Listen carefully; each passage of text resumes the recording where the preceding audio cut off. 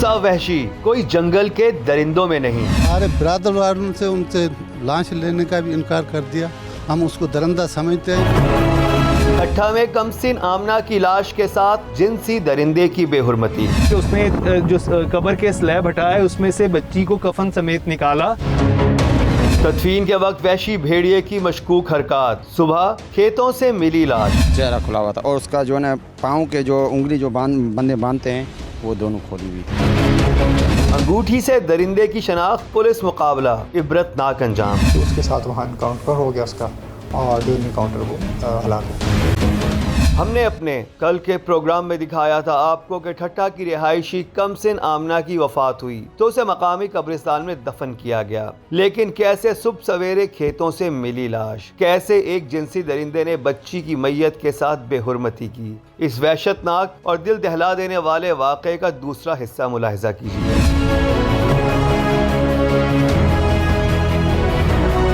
मुझे बताएं कि क्या इस तरह के वाक़यात क्या पहले इस इलाके में होते रहे हैं? कोई ऐसी सुनगुन, आप क्योंकि आप सहाफ़ी हैं, आप इस इलाके की हर चीज़ को जानते हैं, तो क्या ऐसी कोई खबर सुनी थी किसी हवाले से कि पहले भी कभी ऐसा हुआ हो, आज से कोई 10 साल 15 साल पहले? मेरे ख्याल में तो ठट्ठा डिस्ट्रिक्ट की या सजावल जो हमारी ये लोअर बेल्ट कहलाता है उसमें ये पहला वाक़या है।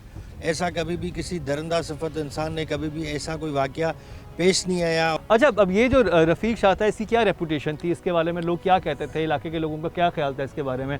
ये तो पता चल गया कि वो क्रिमिनल था या उसका जराइम पेशा अफराद से भी के साथ भी उठना बैठना था। इसके अलावा क्या उसके हवाले से बात पता चली? देखिए, मैं आपको बताता चलूँ कि रफ़ीक चांडियो एक दरिंदा सिफत इंसान था और इस हवाले इस वाक़े के बाद जब हमने इस मामले में पूरी अपनी सहाफ़ती दायरा वसी किया और उस हवाले से हमने कोशिश की कि इस पूरे मामले पर हम आगे कोई इन्वेस्टिगेटिव कोई रिपोर्टिंग कर सकें, तो उसमें मालूम हो गया 2008 में इसके ऊपर 4 मुकदमा दर्ज थे। अच्छा, जिसमें ये 4 मुकदमा में ज़मानत पर था और अभी कोई हाल ही कुछ माह कबल ये वापस आया था जेल से।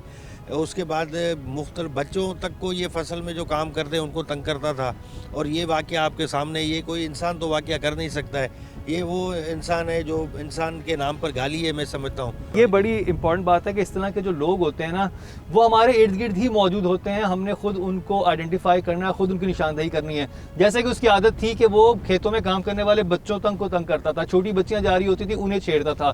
तो ये जो लोग होते हैं इनके अंदर ये टेंडेंसी होती है कि ये मामले को किसी भी नहज पर ले जा सकते हैं और यही रफ़ीक ने भी किया। जब उसका कहीं बस नहीं चला तो उसने एक लाश को भी नहीं छोड़ा। तो ये बड़ी अहम बात है कि अपने इर्द गिर्द नज़र रखें। और हम बहुत ऐसे लोगों को इग्नोर कर देते हैं कि यार इसने किसी बच्चे को छेड़ा है या बच्ची को छेड़ा है, हम कहते हैं हाँ नॉर्मल बात है। ये नॉर्मल बात नहीं है, क्योंकि हमारा चुप रहना हम उनको शय देता है और उसके बाद वो फिर कोई ऐसा काम कर जाते हैं जिसके बाद इंसानियत तक दंग रह जाती है और यही इस मामले में भी हुआ।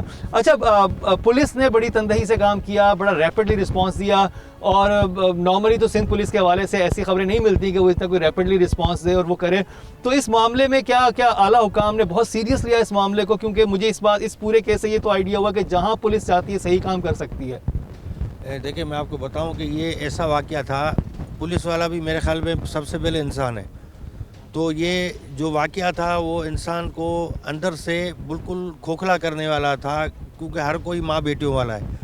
और इस हवाले से पुलिस का जो रिस्पांस था वो जैसे ही वाक़या हुआ उसके बाद एसएसपी ठट्ठा इमरान साहब ने ठट्ठा ज़िला भर में एक तफ्तीशी टीमें तश्कील दी थी, जिन्होंने ठट्ठा ज़िला के जो लिंक्स हैं उनको जो है मुकम्मल तौर पे नाकाबंदी कर दी थी, ताकि ये पुलिस को कुछ शवाहिद, जैसे कि आपको वर्षा ने बताया कि जो आमना की कफन था उससे अंगूठी जो मिली थी, जो रफ़ीक के अपने घर वालों ने भी कंफर्म किया कि ये उसी की हैं। तो उसके बाद पुलिस का जो दायरा था तफ्तीश का वो मज़ीद करीब हो गया था और वो बंदा भागता फिर रहा था। तो पुलिस पार्टी जब गश्त पे थी तो उनको घारों के करीब बाबड़ा रोड पर ये नज़र आया, तो पुलिस ने इसको पकड़ना, गिरफ्तार करना चाहा तो उसने पुलिस पर फायरिंग कर दी। ये मामला इस कदर दर्दनाक है, इस केस की कवरेज के दौरान सामने आने वाले हक़ाइक़ जानकर हमारी टीम का हर मेंबर दंग रह गया कि भला कोई इंसान इस हद तक भी जा सकता है।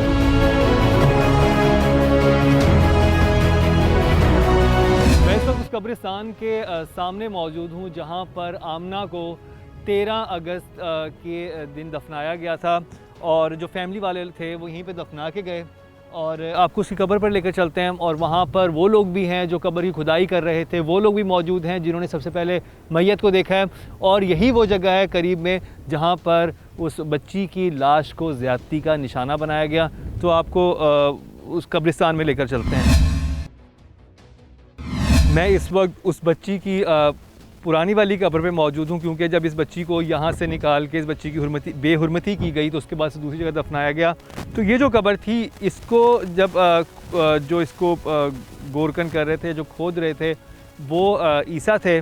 और ईसा जो हैं वो चचाजाद भाई हैं इनके और रमज़ान के। तो ईसा वो फ़र्द थे जिन्होंने सबसे पहले पुलिस को क्लू दिया कि इन्हें शक गुजरा। तो ईसा, आप उस दिन क्या हुआ था जब आप आमना की कब्र यहाँ पर खोद रहे थे? कबर मूं खोटी पे उन भर ते उन टाइम ते हमरा आयो थे, मूंखां पुछे कबर कंहिंजी था खोटियो। मुंहिंजो छोटी नंढी छोकिरी मरी वई, उन जे लाइ खोटियूं था कबर। ऐं ईअं पुछी उहो वरी वापसि वियो हलियो। 2 कलाकनि 3 खां गुज़रिया वापसि आयो। उन पुछियो त कंहिंजी छोकिरी आहे, कंहिंजी धीउ आहे, छा आहे? हुनखे जेको मूं चयो फलाणे माण्हू जी धीउ आहे। तंहिंखां बाद में तंहिंखां बाद में वरी बि गुज़री वियो हलियो। वरी कलाक ॾेढ खां पुठियां वरी आयो कि उमिरि जी केतिरी आहे, शादीशुदा आहे, बिना शादीशुदा आहे। ऐं उनखे मुंहिंजो शादीशुदा आहे, बिना शादीशुदा, कुझु बि न, उहो मसइलो असांजो आहे। त ऐं तूं बार बार टे चकर छो पुछणु आयो? उनखे मोट जेको खोदाई करण वारो बेलचो सो उनजे मथां मूं खयो।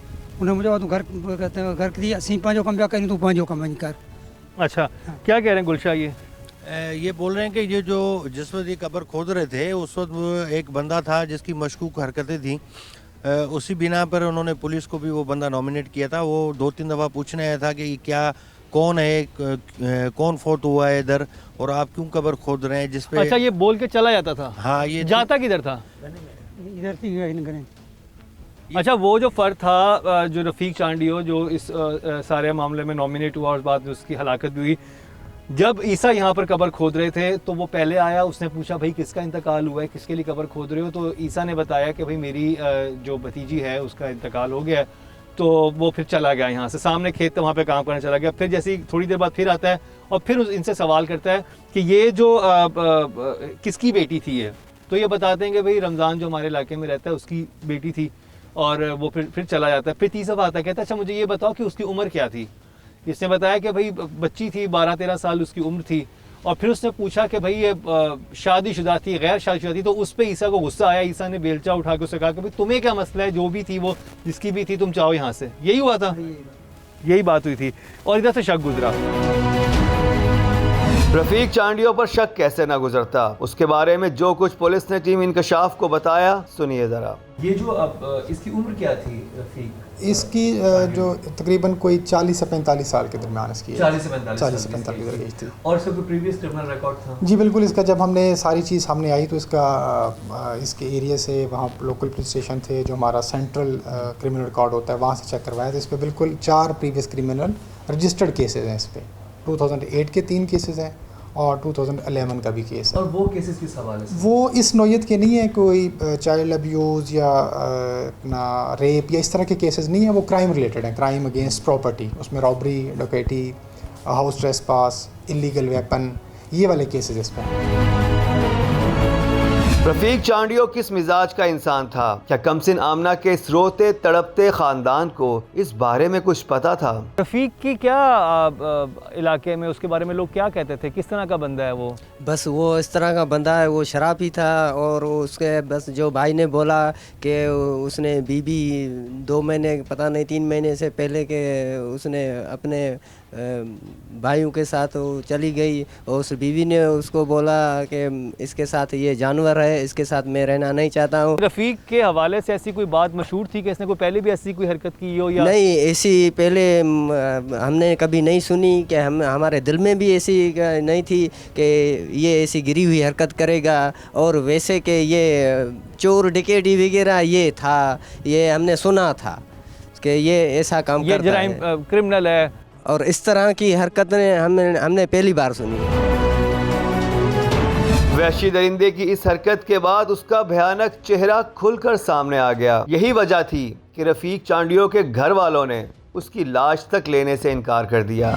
इस वक्त आप देख सकते हैं कि यहाँ पर अहले इलाका भी बहुत बड़ी तादाद में जमा हैं और इस वक्त हमारे साथ शेर खान साहब हैं जो कि यहाँ के सिटी डिस्ट्रिक्ट के काउंसिल के मेंबर भी हैं और उन्होंने भी सारे वाक़े को देखा। उनसे बात करते हैं। अस्सलाम वालेकुम। शेर खान साहब, मुझे बताइएगा कि पहले इस इलाके में कोई ऐसा वाक़या पेश आया? पहले कभी भी नहीं आया, पहली मरतबा आया है ये वाक़या।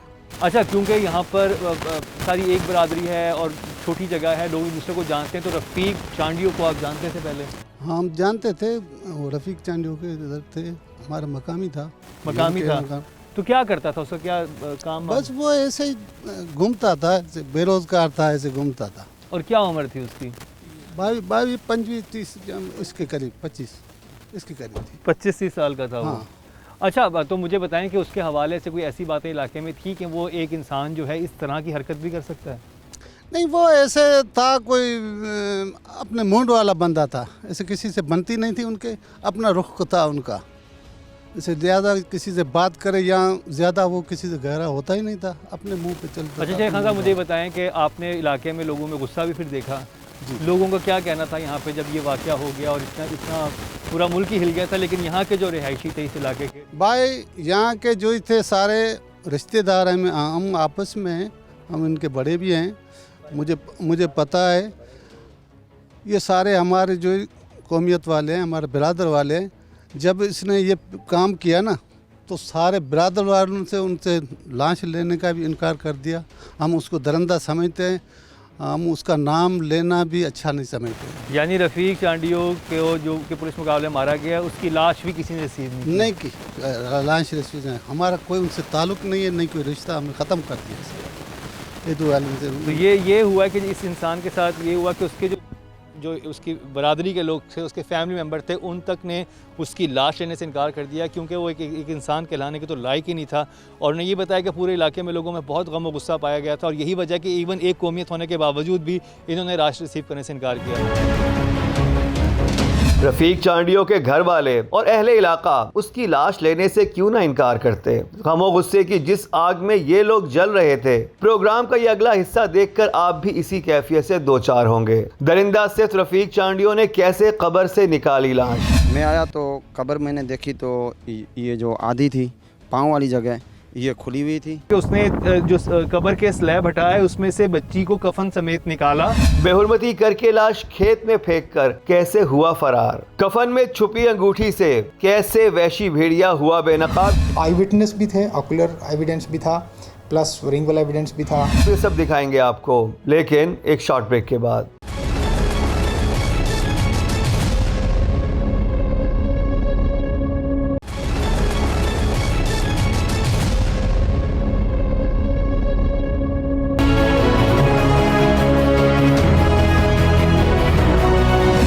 वहशी कोई जंगल के दरिंदों में नहीं। हमारे बिरादर वालों से उनसे लाश लेने का भी इनकार कर दिया, हम उसको दरिंदा समझते हैं। ठट्ठा में कमसिन आमना की लाश के साथ जिनसी दरिंदे की बेहुरमती। उसने जो कब्र के स्लैब हटाया, उसमें से बच्ची को कफन समेत निकाला। तदफीन के वक्त वहशी भेड़िए की मशकूक हरकत। सुबह खेतों से मिली लाश, चेहरा खुला हुआ था और उसका जो है पाँव के जो उंगली जो बंदे बांधते हैं वो दोनों खोली हुई थी। अंगूठी से दरिंदे की शनाख्त, पुलिस मुकाबला, इबरतनाक अंजाम। तो उसके साथ वहाँ इनकाउंटर हो गया उसका और ड्यूरिंग इनकाउंटर वो हलाक हो गया। इस सारे मामले में अभी एक जो बहुत अहम बात थी कि जब आप लोग जब आए रमज़ान, जब आप लोगों को ये पता चला कौन यहाँ पर आया था उस रात को? सुबह फजर के टाइम कौन? इब्राहिम आया था। ये इब्राहिम, आप जब यहाँ पर पहुँचे तो आपने अभी वो कांटे कहाँ पड़े हुए हैं? कांटे ये कांटे इसके ऊपर लगे हुए थे, ये कांटे इसके ऊपर लगे। अच्छा, ये आपको कब्र इस वक्त, ये तो खैर वो कब्र है जिसमें से अब बच्ची की डेड बॉडी इसमें नहीं है, अब दूसरी कब्र में उसकी तदफीन की। ये तो इसके ऊपर कांटे रखे हुए थे। मैं दिखाता हूँ कि पीछे आप देख सकते हैं कि इस तरह के बड़े बड़े ये कांटे हैं जो कि कब्र के ऊपर रखे हुए थे, क्योंकि ये एक ऐसा इलाका है, बेआबान सा इलाका है, जंगल सा है, तो यहाँ पर जानवर भी आ जाते हैं, वो तो इसलिए इन्होंने ऊपर ये रखे हुए थे। लेकिन इनको ये नहीं पता था कि इंसान के रूप में एक ऐसा जानवर आएगा जो कि इन कांटों को हटा सकता है। राशिद, आप मुझे बताएं, आपने आके कब्र देखी थी? सर, मेरा गांव इधर ही है, 1 किलोमीटर आगे है, तो मेरा रिश्तेदार भी यहाँ पे दफन है। तो मेरे को सुबह 7 बजे, मैं रात को ड्यूटी करके, मैं मुंशी हूँ गुलाम अल्लाह का, तो मैं रात को घर पे आया तो सुबह 7 बजे मेरे मामू ने, गुलाम हैदर चांडियो ने, इधर गांव का जो वडेरा है, उसने मेरे को कॉल की कि तुम आ जाओ कब्रिस्तान पे, वहाँ पे एक मसला हुआ है। तो मैं फ़ौरन इधर आया। मैं आया तो कब्र मैंने देखी तो ये जो आधी थी पाँव वाली जगह ये खुली हुई थी, और उसके जो है तकरीबन उसके अंदर जो लगे होते पाटे हुए वो 3 के 4 हुए बाहर पड़े हुए थे, और वो साइड जो है वो बंद थी। तो मैं आया तो जो ये बंदा मेरे साथ जो खड़ा है ये इधर खड़े थे। मैंने इससे अलग में जाके, बंदे तो 300-400 बंदे थे, तो मैंने इससे पूछा कि मसला क्या है, आपको कोई शक वगैरह। उससे पहले मैंने अपने बॉस को जो है ना कॉल की थी, मेरा SHO था, SHO साहब ने हमारे बॉस को, डॉक्टर इमरान साहब को कॉल की, वो भी पहुंच गया, और कछार साहब है हमारा SHO साकरो, वो भी पहुंच गया, तकरीबन नफरी पहुंच गई थी। लेकिन इस लोगों ने अपना समझ के कि भाई ऐसा बंदा मशकूक आया था, उसने 2-3 बार ये चीज़ें हमारे से पूछी थी, जो कि रफ़ीक चांडियो थे। तो सर उसमें दूसरी बात बताऊँ, इसने तकरीबन 2 माह पहले हमारा गांव है इधर हाजी मोहम्मद अली चांडियो का, उसने उस टाइम पे नशा करके, वहाँ पे मदरसा है, उधर हमारे बच्चे पढ़ते हैं कुरान शरीफ, तो उस बच्चों को उसने भगाया रात के टाइम में, और हाफिज़ था उसको, उससे बदतमीज़ी की, और जो ईदगाह होती है जो नमाज़ पढ़ती है जो है, उसमें वो सोया हुआ था नशे की हालत में। मैंने रात को उधर मारा था, उसको चमाटे भी मारे थी और उसको भगा दिया। फिर अच्छा, आप ये कह रहे हैं कि आज से 2 महीने पहले उसने नशे की हालत में बच्चों के साथ ज्यादती करने की कोशिश की थी। वो बच्चे हमारे जो मदरसा है हमारा 300 से 350 बच्चे वहाँ पे मदरसा कुरान शरीफ पढ़ते हैं, तो उसके साइड में ही हमारा जो है ईदगाह है। तो उसने नशा किया था, वो उधर अंदर बैठा, बच्चों को डराया, वो भाग के घर पे आए। तो जैसे ही मैं नौकरी से आया तो मेरे को बोला कि ऐसा बंदा है, लड़का है, वो जो है अंदर नशे की हालत में, वो हमारे को धमका रहा है और पकड़ रहे हैं। तो मैं गया, वो उसको पकड़ा, मैंने उसको तशद्दुद किया, फिर मैंने कोशिश की तो पकड़ लूँ, मैं अभी लेके जाऊँ थाने में, तो थाना भी थोड़ा दूर था। फिर जो है ना वो मेरे हाथ तो से आपने बास पुलिस करके छोड़ दिया बस? मैंने उसको मारा पीटा की, वो जो है ना 3 माह तक तकरीबन वो गुम हो गया था, वो उधर हमारे पास नहीं आया। बहुत अहम वाक़या उस दिन हुआ, वो ये कि जिस रात को उस बच्ची को मुबैना तौर पर डेड बॉडी से निकाल के रेप का निशाना बनाया गया और उसके साथ ज़्यादती की गई, उसी सुबह रमज़ान में कुछ रिलेटिव्स यहाँ पर आते हैं दुआ मांगने के लिए, क्योंकि इनके फैमिली में ये है कि 3 दिनों तक रोज़ सुबह फजर के बाद वो लोग यहाँ पर आके दुआ मांगेंगे। तो उस वक्त ये जो आपको झाड़ी नज़र आ रही हैं, ये झाड़ियाँ ऐसे ही इस कब्र के ऊपर रखी हुई थी, तो उस वक्त उनको अंदाज़ा ना हो सका कि ये जो है बच्ची के साथ सारा काम हो चुका है, और वो समझे कि बिल्कुल कब्र ठीक है और इतनी बड़ी बड़ी झाड़ियाँ, इसमें से किसी ने क्या करना है।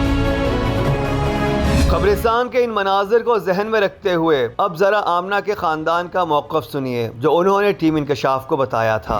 तो अब ये सोचिए कि ये फैमिली ऑलरेडी इस कर्ब से गुजरी कि एक बच्ची जो कि सिर्फ 13-14 साल की थी, उसका एकदम से इंतकाल हो जाता है, और वो तकलीफ़ वो वालिद ने भी सही, वालदा ने भी सही, बहन भाई और चचा ने भी सही, और उसके बाद इन्होंने अगले दिन 13 अगस्त की सुबह आप लोगों ने तदफीन कर दी जी, और तदफीन करके ये वापस आ गए। रमज़ान, आप वापस आते हैं और करीबी कब्रिस्तान है? जी हाँ, 1 किलोमीटर फासला है। 1 किलोमीटर के फासले पे कब्रिस्तान है, आपने वहाँ पे दफना दिया अपनी बेटी को। उसके बाद घर में तलावत वगैरह हो रही होगी, कुरान खानी वगैरह हो रही होगी, तो फिर क्या हुआ आपको? फिर क्या खबर मिलती है? फिर खबर ये मिलती है कि सुबह 7 बजे से पहले मेरा भाई इब्राहिम, ये 14 अगस्त का दिन था, जहाँ 14 अगस्त के दिन सुबह सूरज निकलने से पहले हम कब्रिस्तान पे जाते हैं 3 दिन के लिए। अच्छा। सुबह शाम जाना। तो भाई गए दुआ मांगने के लिए, दुआ मांग गया, एक भाई मेरा और एक मेरा चाचा का बेटा।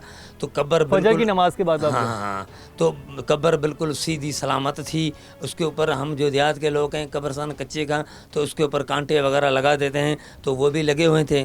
तो कब्रिस्तान पे हो के यहाँ घर में आया, मैं भी उठा नींद से, हम लोग चाय पी रहा था। ऊपर से एक मेरा मामू करीब रहता है, उसके पास किसी की कॉल आई कि एक मैयत है कब्र से बाहर पड़ी हुई है। अच्छा। मैयत है कब्र से तो कोई तकरीबन 20-25 गज दूर पड़ी हुई है। तो भाई से मैंने कब्रिस्तान में, तो भाई से मैंने पूछा कि भाई आप ये कॉल आई है कब्रिस्तान में कोई मैयत बाहर पड़ा है, ये किसका है, क्या है? तो भाई ने बोला भाई अपनी कब्र तो सीधी सलामत है, कांटे लगे हुए हैं, और कोई मैयत हो के फेंक के गया दुश्मनी की वजह से। फिर भी हम लोग सुने तो हम लोग भाग के वहाँ गए, तो मैंने देखा तो मैयत कफन में लपेटा हुआ था, वो मेरी बेटी का कफन मैयत था। अब जो बच्ची थी उस वक्त, जो डेड बॉडी थी, वो यहाँ पर नहीं बल्कि सामने जो है वो खेत उधर से मिली थी। तो मुझे ये बताएंगे रमज़ान जब आप आए तो आपने किस जगह पर देखी थी, कहाँ पर थी आपकी बच्ची की लाश? जब मैं आया था तो ये अपनी गाड़ी के परले किनारे गन्ना है ना, गन्ने के साथ बिल्कुल रोड के किनारे में वहाँ पड़ी थी। मैं दोनों साथ गए। अच्छा हाँ, उसके फोटो ही मैंने निकाले थे। हाँ। उसको किसी बंदे को उसको दूर कर दिया। मैंने कहा ये पुलिस का मसला है, आप इसके करीब नहीं जाओ।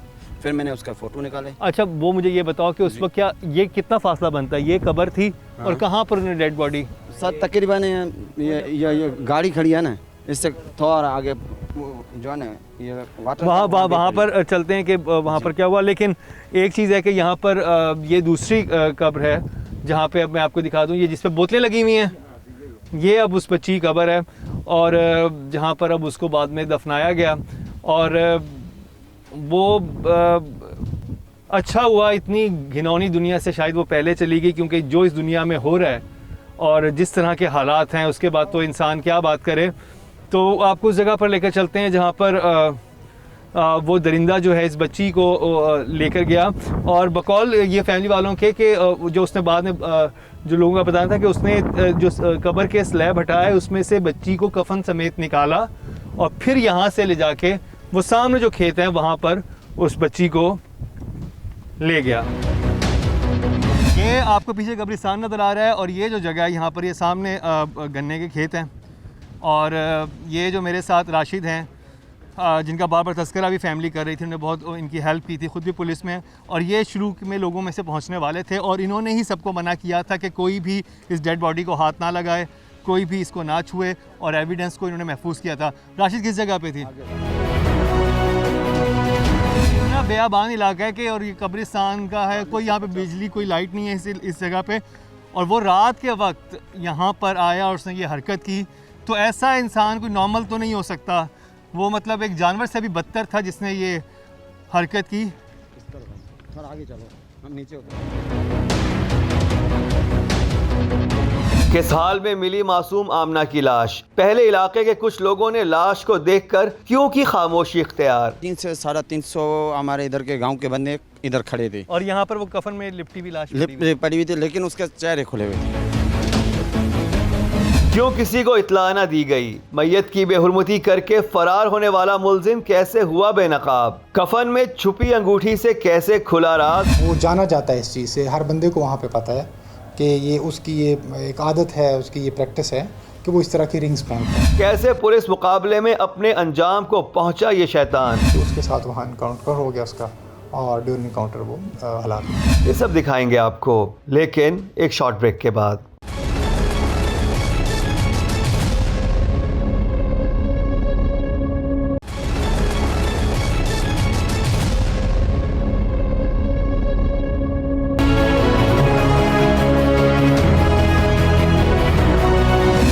वहशी कोई जंगल के दरिंदों में नहीं। हमारे बिरादर वालों से उनसे लाश लेने का भी इनकार कर दिया, हम उसको दरिंदा समझते हैं। ठट्ठा में कमसिन आमना की लाश के साथ जिनसी दरिंदे की बेहुरमती। उसने जो कब्र के स्लैब हटाया उसमें से बच्ची को कफन समेत निकाला। तदफीन के वक्त वहशी भेड़िए की मशकूक हरकत। सुबह खेतों से मिली लाश, चेहरा खुला हुआ था और उसका जो है ना पाँव के जो उंगली जो बंदे बांधते हैं वो दोनों खोली हुई थी। अंगूठी से दरिंदे की शनाख्त, पुलिस मुकाबला, इबरतनाक अंजाम। तो उसके साथ वहाँ इनकाउंटर हो गया उसका, और ड्यूरिंग इनकाउंटर वो हलाक हो गया। यहाँ पर इसके पाँव थे और इसका सर जो है ना जहाँ तक था। सर में जब आया था ना तो डेड बॉडी देखी थी ना, तो पाँव जो थे उसके वहाँ पे थे और उसका सर जो है ना भाई के पाँव के नीचे यहाँ पे थे, पूरा यहाँ पे पड़े हुए थे, ऐसे ही पड़ी हुई थी। तकरीबन सर उस टाइम पे जब 7 बजे मैं पहुंचा तो तकरीबन 300 से 350 हमारे इधर के गांव के बंदे इधर खड़े थे और यहाँ पर वो कफन में लिपटी हुई लाश पड़ी हुई थी, लेकिन उसके चेहरे खुले हुए थे, चेहरा खुला हुआ था और उसका जो है ना पाँव के जो उंगली जो बंदे बांधते हैं वो दोनों खोली हुई थी। और तो लेडीज़ तो नहीं थी, हम तो हमारी तो माँ बहन थी। तो हम जो काम करते हैं उसके चेहरे का फ़ोटो निकाला और उसके पाँव की उंगली थी, उसके हमने देखे कि वाकई ये बंद है या खुला है। वो तो पुलिस की इंक्वायरी होती है तो पाँव बंद है तो कुछ होता है नहीं होता है वो सबको पता होता है, लेकिन उसके वो पाँव का जो धागे थे वो भी खुले हुए थे। क्योंकि जब आप डेड बॉडी को दफनाते हैं तो उनके पाँव बांध देते हैं, तो वो पाँव खुले हुए थे, तो इसका मतलब ये था कि उस इंसान ने ऐसी कोई हरकत की थी कि उसने वो खोले थे वहाँ से वो जो बंधी हुई थी। जो बाप था मेरे साथ था, मैं दोनों था और सबको हटा के यहाँ पे मैंने उसके फ़ोटो निकाले और मेरे ऑफिसर आए थे, उसने भी चेक किए और हमारा जो एसपी साहब है इमरान खान साहब वो खुद आया था, उसने भी सरजमीन खुद उसने और ये मैं बताऊं कि यहाँ पर तकरीबन ये 30 से 40 एकड़ है जहाँ पर ये आपको बड़े बड़े ये गन्ने के खेत नज़र आएंगे। और इसमें अगर कोई इंसान अगर चला जाता है और कोई किसी की डेड बॉडी को यहाँ पे छोड़ जाता है तो महीनों तक पता भी नहीं चलता, क्योंकि जब तक कटाई नहीं होगी आपको पता नहीं चलेगा। और सर क्या इधर बंदे हैं, इधर के गरीब लोग हैं, वो मजदूरी करते हैं, इधर की जो है ना खेती बाड़ी कोदार की करते हैं, तो यहाँ पे चाय पकाते हैं। वो सुबह जब आए थे ना तो वो आए थे, उस लोगों ने भी जो देखे थे कि भाई इधर कोई लाश पड़ा हुआ है, तो वो किसी को बताने के लिए तैयार नहीं थे, डर गए, वो उधर से भाग गए, मतलब ये पता नहीं क्या नहीं है, वो सारे भाग गए। फिर इस भाइयों को पता चला सुबह, फिर ये आए तो फिर ये आके देखा तो यहाँ पता चला कि आमना की जो डेड बॉडी है वो यहाँ पे नहीं तो 40 से 50 मजदूर इधर गांव के हैं लड़के, इधर के हमारे हैं, वही रिश्तेदार है, वही जो काम करते हैं इधर मजदूरी करते हैं। ये सर तकरीबन जो ये एकड़ है, ये उस दिन मैंने क्या किया कि जब इधर डेड बॉडी पड़ी हुई थी, मैं और इसके जो 3-4 भाई थे पूरी अंदर घुस के मैं अकेला वो भाइयों के साथ मेहनत की, हर गली के अंदर घुसा था कि हो सकता है ये बंदा इधर छुपा हो, लेकिन बहुत ढूंढा लेकिन मिला नहीं। फिर आगे मैं गया तो दो जो भैंसे चाह रहा था, मैंने उससे पूछा कि भाई इधर कोई ऐसा बंदा आपने देखा? हाँ जी एक देखा था कि वो आए, नाम उसको सीधा बताया कि वो रफ़ीक, वो जो सुबह इधर से जा रहा था। यानी आपको रास्ते में कोई इंसान मिला जिसने रफ़ीक को यहाँ से जाते हुए भी देखा? मैंने तो इस तरह से बहुत सारे एविडेंस जो है कलेक्ट हुए। उस लोगों को मैंने नहीं बोला कि रफ़ीक का हमारा कोई मसला, मैंने बोला यार इधर कोई बंदे को देखा, बोला रफ़ीक को देखा था, वो नहीं है चांडियो जुमे का बेटा।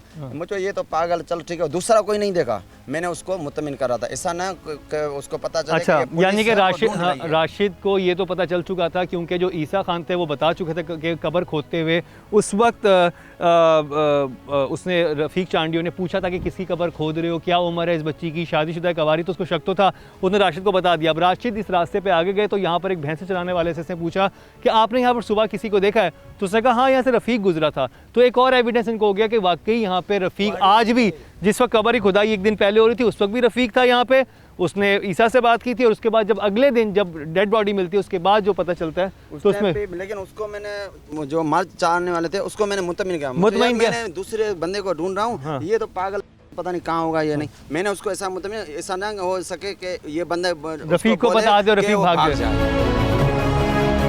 मुल्जिम की शनाख्त हो चुकी थी, इसलिए अब उसका भागना आसान न था। पुलिस ने कैसे वहशी भेड़िए के खिलाफ बिछाया जाल। आई विटनेस भी थे, ऑकुलर एविडेंस भी था, प्लस रिंगल एविडेंस भी था। घेरा तंग होने पर रफ़ीक चांडियो ने कैसे अपने बचाव के लिए किया एक खतरनाक रद्द अमल का इजहार। कमसिन आमना की मैयत की बेहुरमती करने वाला कैसे हुआ भयानक अंजाम से दो चार, उसके साथ वहाँ इनकाउंटर हो गया उसका, और ड्यूरिंग इनकाउंटर वो हलाक। ये सब दिखाएंगे आपको, लेकिन एक शॉर्ट ब्रेक के बाद।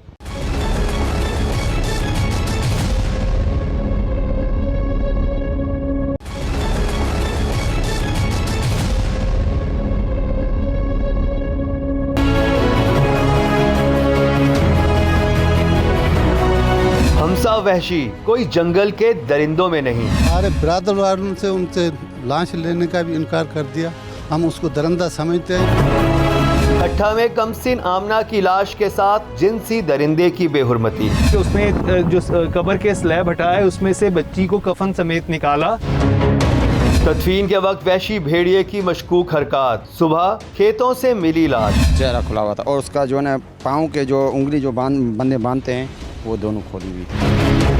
अंगूठी से दरिंदे की शनाख्त, पुलिस मुकाबला, इबरतनाक अंजाम। तो उसके साथ वहाँ इनकाउंटर हो गया उसका, और ड्यूरिंग इनकाउंटर वो हलाक हो। अल्लाह ही जाने आमना के ख़ानदान ने उसकी मैयत की बेहुरमती को कैसे बर्दाश्त किया होगा। वो तो अभी उसकी मौत के सदमे से ही बाहर ना निकले थे। मेरी तबीयत ख़राब हो गई, मैं तकरीबन रात पे मैंने डॉक्टर के पास गया। आपको क्या हुआ? मेरा दिमाग लोड हो गया, मेरे को कुछ नहीं पता चला था। जो भी रिश्तेदार आया था मैं किसी को नहीं जानता, नहीं पहचान सकता था। मेरी ऐसी तबीयत हो गई। डॉक्टर ने क्या कहा? डॉक्टर ने मेरे को ये बोला, ये जो वाक़या तेरे को जब ये पता चल गया अचानक, इसी वजह से तेरी तबीयत ख़राब हो गई। यानी कि जो ये बहराम थे ये शौक में चले गए। सारी बात है, अपनी छोटी बहन थी, छोटी बहन से भाइयों को बहुत प्यार होता है। छोटी बहन घर पे मौजूद थी, बात भी इनकी पहले हुई होगी और हंसी खुशी ये अपने कराची आए हुए थे, वो यहाँ पे थे। अचानक पता चलता है कि जी बहन का इंतकाल हो गया। तो ये उसी शौक में थे और शौक का इनके जो बकौल डॉक्टर उनकी फैमिली के कि भाई इनके दिमाग पर असर हुआ और ये चीज़ें भूलने लग गए और लोगों को पहचान नहीं रहे थे, तो आपकी तबीयत खराब हो गई। इससे तबीयत खराब हो गई। ये सदमा अभी यहीं पर था कि रफ़ीक चांडियों ने इस खानदान पर एक और क़यामत बर्पा कर दी। लेकिन मासूम बच्ची की लाश को कब्र से निकालकर बेहुरमती करने वाला ये जिनसी दरिंदा भला कब तक छुपा रहता? पुलिस ने उसके घेरा तंग कर दिया। आई विटनेस भी थे, ऑकुलर एविडेंस भी था, प्लस रिंग वाला एविडेंस भी था, प्लस रिंग जब मिली तो रिंग को आइडेंटिफाई कैसे किया गया कि एक्चुअल रफ़ीक चांडियों की ही रिंग है? वो he is known for wearing such rings. अच्छा। वो इसके अलावा मतलब कोई 5, 7, 8, 10 रिंग्स पहनता है वो, क्योंकि छोटा सा एरिया है, गांव वाला इलाका है, तो उसमें वो जाना जाता है इस चीज़ से। हर बंदे को वहाँ पे पता है कि ये उसकी ये एक आदत है, उसकी ये प्रैक्टिस है कि वो इस तरह की रिंग्स पहनता है। तो वो उस रिंग से उसको फ़ौरन पहचान लिया गया था। इसी वजह से कंप्लेनेंट ने फिर उस पर नामजद FIR रजिस्टर करवाई थी। अच्छा, मुझे ये बताएं कि क्या रफ़ीक चांडियों को अंदाज़ा हो गया था कि पुलिस को समझ आ गई कि वही कल्प्रेट और पुलिस उसके पीछे? जी बिल्कुल, उसको बिल्कुल अंदाज़ा हो गया था, क्योंकि जैसे ही वहाँ पुलिस की मूवमेंट उसने इतनी सारी देखी, क्योंकि प्लेस ऑफ ऑफेंस है, उसका जो घर है वो हार्डली 2 से 3 किलोमीटर के फासले में था। तो वहाँ पुलिस की बहुत ज़्यादा मूवमेंट थी, मीडिया के बहुत सारे लोग थे और बहुत सारे वहाँ पे लोग जा रहे थे, तो उसको बिल्कुल आइडिया हो गया था और वो फ़ौरन वहाँ से अपना घर छोड़ के एस्केप कर गया था। डिफरेंट जगहों पे उसकी फिर इंफॉर्मेशन आ रही थी। हमने पुलिस की डिफरेंट टीम्स तश्कील दी हुई थी जो कि उसको फाइंड आउट करने के लिए निकली हुई थी। सारा दिन, इवनिंग, नाइट, इस पे फिर हम कोशिश करते रहे। तो एट द एंड फिर लेट नाइट काफ़ी देर से कोई 1:30 बजे के करीब जाके एक टीम के साथ वो इन्फॉर्मेशन मिली कि इस एरिया में ये है, जहाँ से उसका घर है गुलामुल्ला से टूवर्ड्स घारो बाबला रोड है, तो वहाँ एक साइड पे जाके उसकी इन्फॉर्मेशन थी। एक टीम उधर थी, उसके साथ वहाँ इनकाउंटर हो गया उसका और ड्यूरिंग इनकाउंटर वो हलाक हो गया। जी हाँ, मुल्ज़िम को यकीन था कि पकड़े जाने के बाद इस शर्मनाक फेल पर उसे निशाने इबरत बनाया जाएगा। यही वजह थी कि उसने पुलिस को देखते ही फायरिंग शुरू कर दी और फिर जवाबी फायरिंग में मारा गया। ये खबर आमना के तड़पते वुरसा तक पहुंची तो उन्होंने इस भेड़िए की इबरतनाक हलाकत पर इत्मीनान का सांस लिया। अदनान साहब, आपके साथ एक ऐसा जुल्म हुआ है, मैं कहता हूँ कि जिसकी मिसाल ही नहीं मिलती है। आपने कहा पुलिस ने आपसे ताउन किया जी, और क्या कहना चाहेंगे पुलिस के हवाले से? पुलिस के हवाले से हम ये कहना चाहते हैं, एक ज़िंदगी मौत तो खुदा के हाथ में, इस दुनिया से हर किसी को जाना है, मरना अभी मरने वो अल्लाह के उसकी बात है, लेकिन पुलिस ने जो हमारे साथ 4-6 घंटे के अंदर फैसला किया उसका मैं बहुत शुक्रगुजार हूँ। जल्द से जल्द कातिल को जो है ना किसी मुकाबले में हलाक करके DSP साहब, हमारा भाई रिश्तेदार राशिद चांडियो, कुछ गुलाम हमारा हैद केला पुलिस, इनका मैं बहुत शुक्रगुजार हूँ। जल्द से जब इनका मेरा दिमाग नहीं काम, जब यहाँ हमारा बदला हो गया मुकाबले में, जब को मैंने देखा उसके बाद अभी मेरा दिमाग कम कर रहा है, लेकिन मेरी घरवाली या मेरा बेटा इन्होंने तो नहीं देखा। अभी इनका वही हाल है, मैं तो रात को बुलाया, मैं देखा KTN पे इधर उधर मैंने देखा, अभी मेरा दिमाग सही काम कर रहा है, मेरी गुस्सा ठंडा हो गया। भाई राशिद की बड़ी मेहरबानी, पूरा पुलिस को बुला कर ये वो सारा, भाई राशिद हमारे इलाके का भी है और जो ना उसने बहुत काम किया। पुलिस ने गाली में मुतमन आयो तो हमारे पलाद थियो, फैसलो जल्दी थियो। हाँ, बहराम, आप क्या बोलोगे? हाँ, से मुतमन आयो संग, जब हमें पता चला था तो पुलिस में मुकाबले में मार गया, हम बहुत खुश थे। हमें ये पता चला, मैं खुद मुतमन हो गया। तबीयत ठीक है अब आपकी? आप तो बहन की इंतकाल पे इतने परेशान हो गए थे, फिर जो सारा कुछ हुआ? ये सारा कुछ ये था, मेरा उस वक्त दिमाग काम नहीं करता, मैं 2 चक्कर डॉक्टर के पास गया था, फिर मेरे को ये पता चला, फिर मेरा दिमाग कुछ काम करता था। मैं जब मैं ये हासिल हो गया, मैं अपने रिश्तेदारों को भी नहीं जानता, तो पहचान सका था ये कौन है, ये कौन है। जाहिर बात है कि इतना बड़ा ट्रॉमा था। उस्मान को दीजिएगा। उस्मान, आप मुतमईन है और ये आपका असल मुजरिम रफ़ीक ही था? जी, ये यही था। और उसकी जो अंगूठी मिली थी और कफन में जो उसने डॉक्टर ने निकाली, और अंगूठी इधर के लोगों ने बताई, उसके माँ बाप ने बताया, उसकी दादी थी उसने बताया कि ये भी अंगूठी उसको पहनी हुई थी। और हम इस पुलिस का शुक्रगुजार हैं जो हमसे इतनी बड़ी मदद करके इतना जल्दी हमारे को फ़ैसला सुनाया। दरिंदा सिर्फ इंसान रफीक चांडियो तो अपने अंजाम को पहुंच गया, लेकिन अभी कई रफीक चांडियो हमारे इर्द गिर्द मौजूद हैं। हाँ, ये भी सच है कि इस मुआशरे में सारे मर्द बुरे नहीं, लेकिन इस भयानक सच्चाई को भी झुटलाया नहीं जा सकता कि इस मुआशरे में औरतें मुसलसल गैर महफूज होती जा रही हैं। हदें फलांगने वालों को नकील डालना जरूरी है, लेकिन इसके साथ साथ वो तमाम वजूहात जो ऐसे वाकयात का सबब बन रही हैं, उनका सदेबाब भी जरूरी है। इसी के साथ ही मुकर्रम कलीम और टीम इंकशाफ को दीजिए इजाजत, लेकिन देखना ना भूलिएगा हमारा अगला इंकशाफ।